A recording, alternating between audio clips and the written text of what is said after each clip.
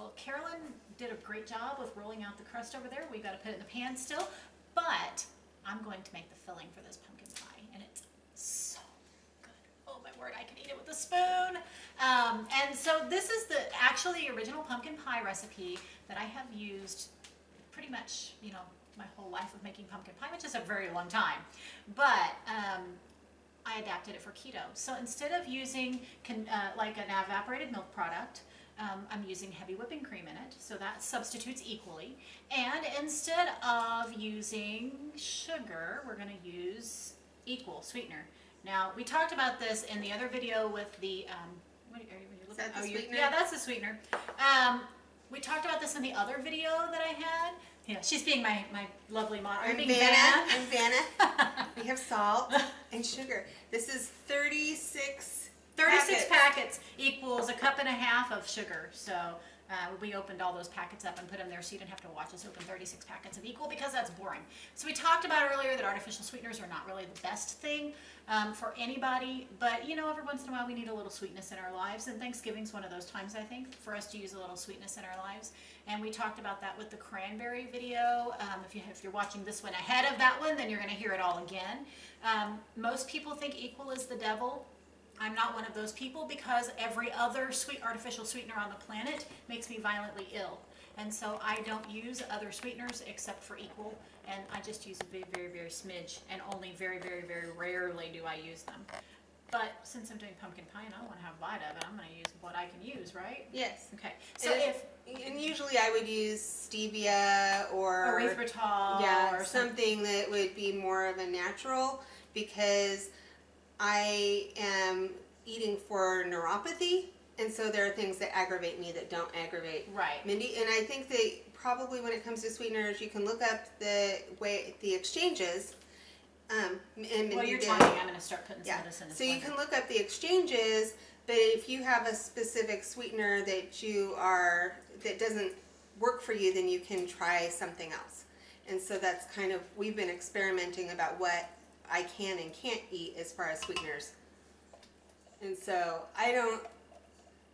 you eat so little of it, if you're not adding it like as an everyday part of your life, then you just need to use which ones you like better that are keto friendly. Okay, we need to talk about pumpkin here for a minute, because pumpkin is a little higher on the carb side of the keto world.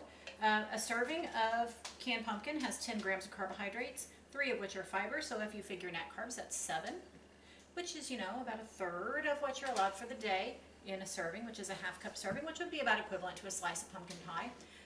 That's not going to make or break me as far as being in ketosis. If I have that for Thanksgiving, a slice of pumpkin pie, I can do. But if you're actively losing and you don't want to eat pumpkin, then don't. But you know, it's Thanksgiving. I want a piece of pumpkin pie. You know, don't you want a piece of pumpkin pie? Yeah, and that's the thing, is that altering it so you don't feel deprived. And right. So here goes my 36 packets of equal. That went a lot easier than opening 36 packets, I can tell you that for sure. And then, our oven's beeping at us that it's ready. But you would not want to eat like sweet potato pie, because the potato issue would be a lot more high in carbs. Right. And then I'm putting a pinch pumpkin. of salt in here. Actually, I'm going to put a little more than a pinch. Don't you like the way I measure? Oh, and I want to point out, this is not pumpkin pie filling. You would not want to use pumpkin pie filling. It already has sugar in it. Just pumpkin. Yeah, pumpkin pie filling already has sugar and all the spices and everything, but that's just actually canned pumpkin. That's 100% pumpkin. So my recipe that is like my own recipe that I follow has for this much here, we're going to double it, because this can right here is like a double-sized can, which I always use a double-sized can at home because I have 4 kids. They each want their own pumpkin pie, so I do 3 batches like this. Do you do the same thing? Yeah. Yeah. Or we have multiple desserts. So we might have several different kinds of pies, and we might have... Oh no, mine all want pumpkin. Yeah, no, mine... They all want their own pumpkin pie. They're nuts about pumpkin pie. So I'm going to put 4 teaspoons of cinnamon in here instead of 2, because this is a double batch. That was 2, 3, and that's a heaping, but that's okay. So I just wanted to point out, That cinnamon is amazing. I know, I'm kind of a cinnamon snob. And this is Saigon cinnamon, which is Vietnamese cinnamon. It tastes and smells like red hots. You guys should, I know, smell-o-vision would be great. This stuff does not smell even like regular cinnamon. No, it doesn't. This smell is amazingly aromatic. Yeah, and so then I'm going to add some vanilla. She doesn't measure. About, I don't know, about, yeah, I do the same thing. 3 tablespoons or so of vanilla. This I'm going to give, this is my Missouri nod. This is Goodman's vanilla. It's manufactured in Marshfield, Missouri. It used to be manufactured in Carthage, Missouri, which is where I live.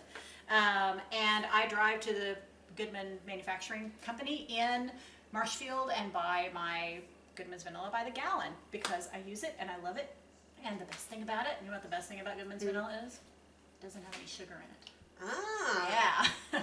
So that's the very best thing about it for keto anyway. I like that it tastes so good. So I have my cinnamon in there and I have some salt and my sweetener. Now I'm going to add some ginger. I find that things taste so much better when you use good quality ingredients. Oh yeah. And so this is a teaspoon of ginger, and I like ginger, so that was a heaping teaspoon of ginger. Oh, that smells delightful. Now is that doubled? Did it Yeah, only that's call for a doubled. half Yeah, of a it calls for a teaspoon? half teaspoon, and I Okay. doubled that. And then nutmeg and freshly grated nutmeg. If you've never used freshly grated nutmeg before, it is absolutely the best flavor of nutmeg, and you'll be surprised at the difference in it. To me, nutmeg has always smelled kind of dusty, and freshly grated nutmeg doesn't even smell the same. Have you smelled this before? Oh yeah, because that's what I have at my house. Okay. So it's like not just me, it's everybody, right? What, that uses fresh nutmeg? Yeah. Well, yeah. I don't know that everybody does, Yeah, but right. I do. Well, Tammy said she does too, so. So I'm putting about a 1/4 teaspoon of nutmeg in there. And then my last ingredient is going to be, or my last spice is going to be cloves, ground cloves. And I am going to use a half teaspoon of ground cloves. Okay, well you're measuring that. If you want to use fresh nutmeg, you need one of these. Yeah, that's a little microplane zester. Yeah, this is like the best thing, and it actually catches it kind of in the inside. It's great. Okay, so now I'm going to put the lid on this and I'm going to give it a little bit of a blend if I can here.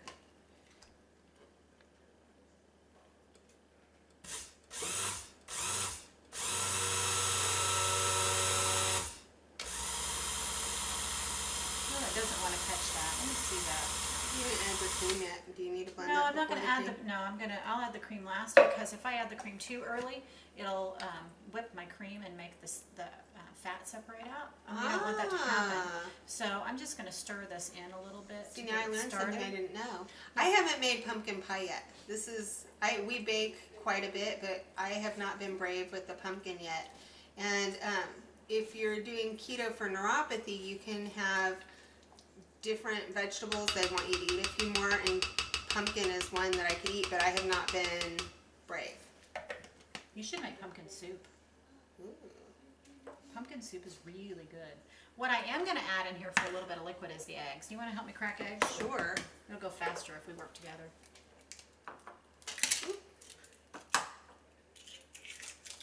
Oh, you're going to be fancy and use the bowl, huh? Well, that and I'm not trying to be in your space at the same time. Ah, there you go.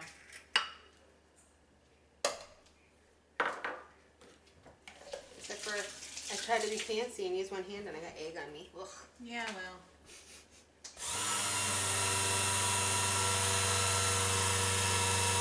So I started using the blender to make pumpkin pie when we grew our own pumpkins in the garden, because when you bake pumpkin yourself and process it yourself, it kind of turns out grainy, but or not quite grated enough. And so if when you're mixing it up, you blend it, it makes a really fine textured. I'm going to set that right there. Okay. A really fine textured pie. There we go. Did you add salt already too? I did add salt already to it. Salt's a necessity in pumpkin pie.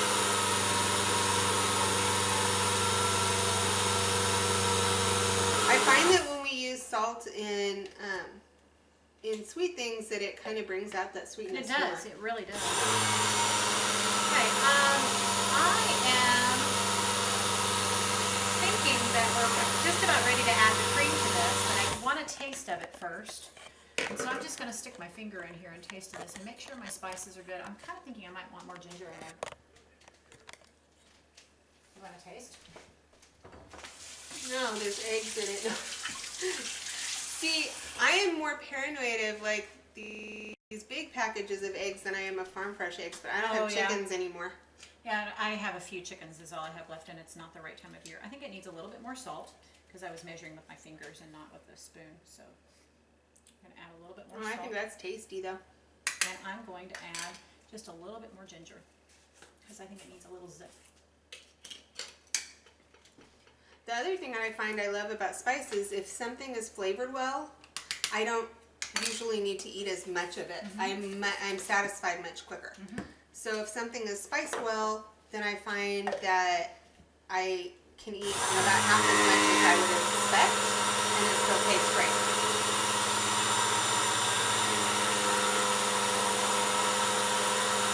Would you like to grab me like one of those big bowls over there, because I'm not going to have room in this. Yeah, I'm not going to have room in this to It's a little damp. Add all of this cream in there. That's all right.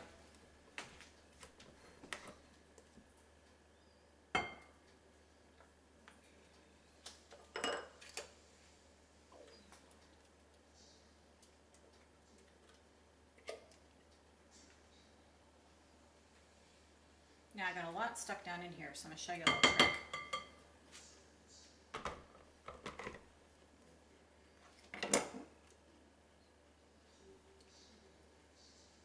And are you just going to hit it just a little bit so as to not whip it? Yep. Okay.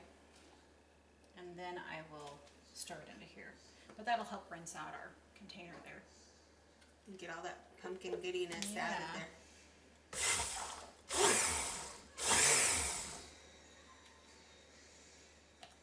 Okay, I enjoyed that a little too much. Cooking's fun, especially when you're with friends. Oh, I'm just really excited about this pie. Oh, yeah. Okay, so if you didn't want quite as much fat, I mean, why would you not want as much fat? But if you didn't want as much fat as is in heavy whipping cream, you can make your own half and half using almond milk. And I use unsweetened vanilla almond milk. And this was 3 cups of heavy whipping cream. So we'd use a cup and a half of heavy whipping cream and a cup and a half of almond milk. And that will make your own half and half to use in this pie. Which half and half is what I used before I was keto. I didn't use all heavy whipping cream in there. Sometimes I did because I felt like it and I wanted to. Because I've never really been afraid of fat. Not even before I was keto, I wasn't afraid of fat. Oh, you're cleaning up after me. I can't handle the juice going down the side. I told you I was crazy. Okay. Look at that loveliness. I think that got it mixed up enough. Now we're going to stir it in there. Don't you? Okay. Look, you want some help there? Here, do you want to? Yeah. I'll hold it with both hands. Because I can see something.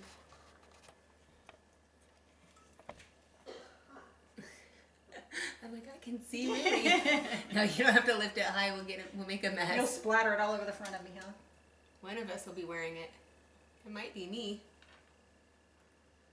There, now you can see. Okay, that's pretty clean. Yeah, that is pretty clean. I almost dripped it on me. Look there. So now we're gonna mix this in by hand. Stir it together, sure. And I'll get a paper towel and wipe up where we dripped.